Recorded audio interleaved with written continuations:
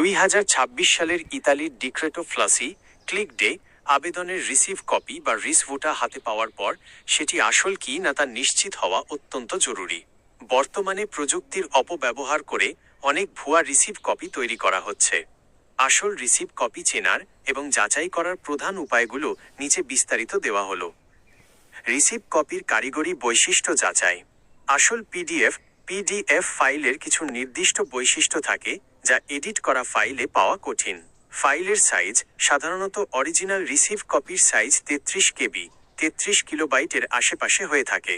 যদি ফাইলের সাইজের চেয়ে অনেক বেশি বা কম হয় তবে সেটি সন্দেহের তালিকায় রাখতে পারেন। Metadata check. পিডিএফ ফাইলটি ওপেন করে এর প্রপার্টিজ বা ডিটেলস অপশনে গিয়ে দেখুন এটি কখন তৈরি করা হয়েছে।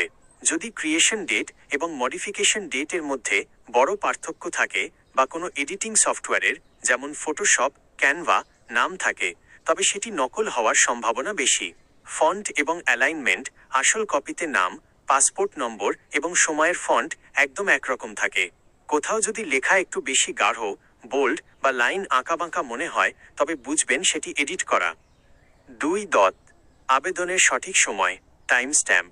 ইতালির ক্লিক ডেতে আবেদনের সময়ের ওপর ভিত্তি করেই কোটা পূরণ হয়।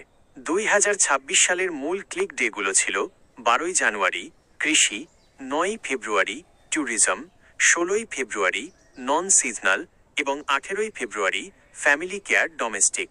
আপনার রিসিভ কপিতে আবেদনের সময় যদি এই তারিখগুলোর আগে হয় অথবা নির্ধারিত সময়ের সকাল 9টা মধ্য ইউরোপীয় সময় কয়েক সেকেন্ড বা মিনিটের মধ্যে না হয় তবে সেই আবেদনের মাধ্যমে নুল্লা অস্টা পাওয়ার সম্ভাবনা খুবই কম।